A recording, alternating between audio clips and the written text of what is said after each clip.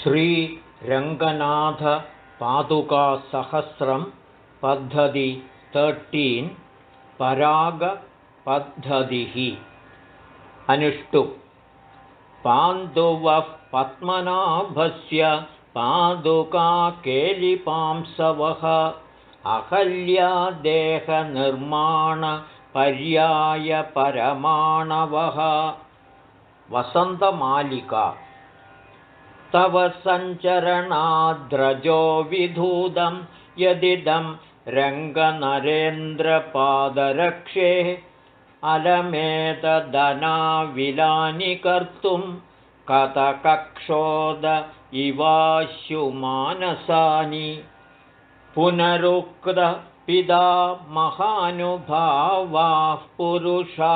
केचिदमी पुनन्ति विश्वं मधुवैरिपदारविन्दबन्धोरपरागास्तव पादुके परागैः अभियुक्तजनो निजार्भकाणां बहुशो रङ्गनरेन्द्रपादरक्षे अवलेपपिशाचमोचनार्थं रजसालिम्पति तावकेन तेहान् शिरसा परिगृह्य लोकपालास्तव रङ्गेश्वर पादुके रजांसि विषमेषु बलेषु दानवानां व्यपनीतान्यशिरस्त्रमाविशन्ति कृतिनः शिरसा समुद्वहन्धः कदिचित् केशवपादुके रजस्ते रजसस्तमसोऽपि दूरभूतं परिपश्यन्ति विशुद्धमेव सत्वम् अधिकं पदमाश्रितोऽपि वेदाः प्रयदो रङ्गधुरीणपादरक्षे अभिवाञ्छति सङ्गमं परागैरभिजातैस्तव देवि नाभिजातः स्वागत शुद्धसत्त्ववपुषैव भवत्या पादुके विरजसौ हरिपादौ अस्तु किं पुनरिदं रजसा ते शुद्धसत्त्वमयता मनुजानां रथोत्थता तद्रजस्तव तनोति पादुके मानसान्यकठिनानि देहिनां प्रस्तरस्य पदवी गदस्य यद्व्याजकार मुनिधर्मदारतां वसन्ततिलकम् रङ्गेश यस्य पुरुषस्य जगद्विभूत्यै रथ्या परिक्रमविधौ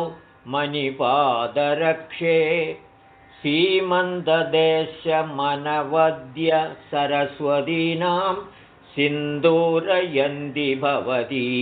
चरिताः परागाः मान्येन रङ्गनृपतेर्मणिपादरक्षे चूडापदानि रजसा तव भूषयन्तः कालक्रमेण भजतां कमलासनत्वं नाभि सरोजरजसां निवसन्ति मध्ये मादर्मुकुन्दचरणावनि तावकीनाश्चिन्तावशीकरणचूर्ण विशेषकल्पाः सञ्चार पांसुकणिकाः शिरसा वहन्तो विश्वं पुनन्ति पदपद्मपरागलेशैः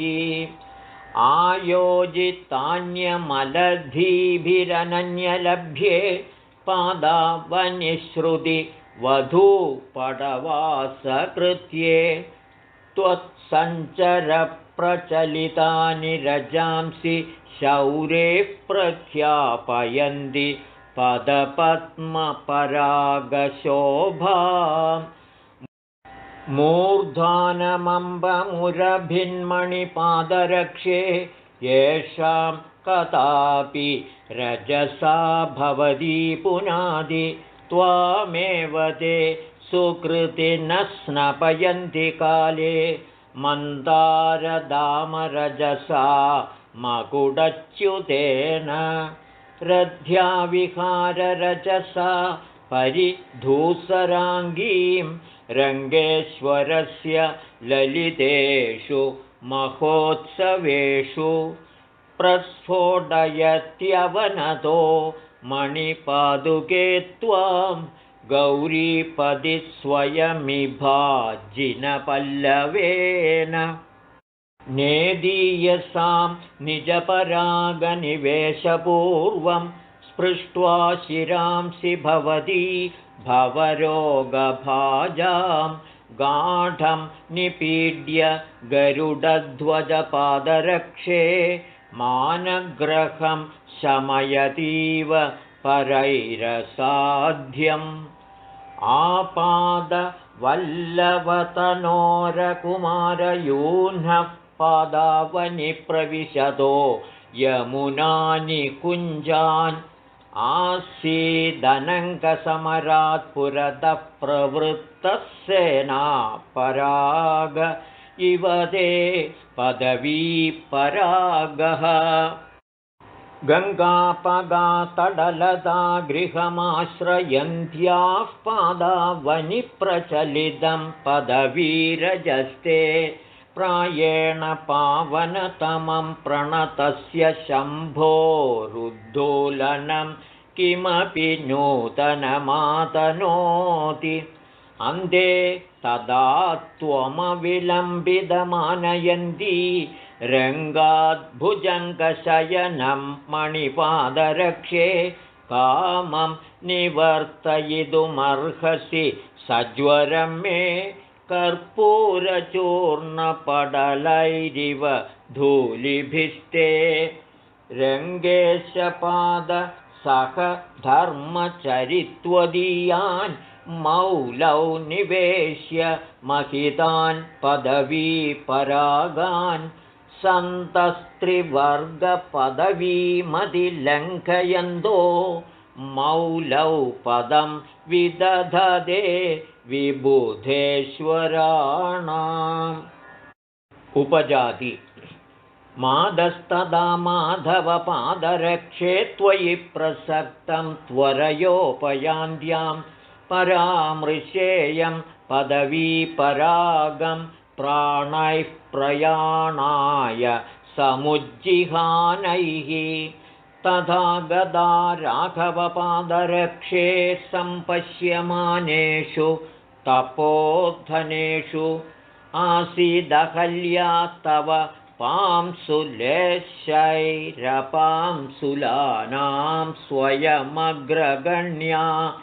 पश्यामि पद्मेक्षणपादरक्षे भवाम्बुधिं पादुमिव प्रवृत्तान् भक्तोपयानत्वरया भवत्याः पर्यस्यमानान् पदवी परागान्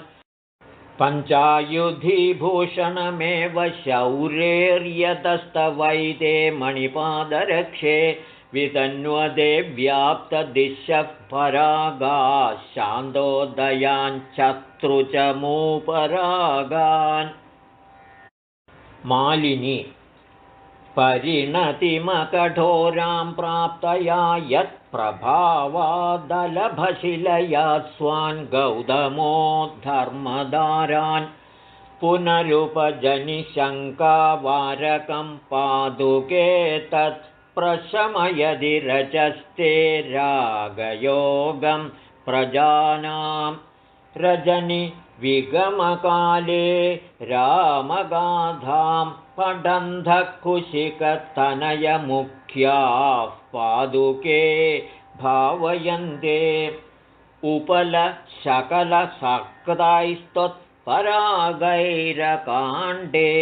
जनितमुनिकलत्रान् दण्डकारण्यभागान् शुभसरणिरजोभिशोभयन्ती धरित्रीं परिणति रमणीयान् प्रक्षरन्ती पुमर्थान् भवसि भुवनवन्द्या पादुके रङ्गभर्तुः शरणमुपगतानां शाश्वती कामधेनुः पवनतरलितस्ते पादुके रङ्गभर्तुर्विहरणसमयेषु व्याप्तविश्वः परागः विषमविषयवर्त्मव्याकुलानामजस्रं व्यपनयति जनानां वासनारेणुजालं शार्दूलविक्रीडितम् निःप्रत्यूहमुपासिषीमहिमुहुर्निःशेषदोषच्छिदो नित्यं रङ्गधुरन्तरस्य निगमस्तोमार्चिते पादुके दत्ते मूर्धभिरादिपद्मजनिता तत्तादृशी सन्ततिर्यत्सञ्चार पवित्रितक्षितिरज्जः पङ्क्तिं चतुःपञ्चशैः गीति रजसा परो रजस्तन्न खलु न लङ्घ्येद भगवतोऽपि पदं किमुदहृदयं मदीयं भवती यदि नाम पादुके न स्यात् इति कवितार्किकसिंहस्य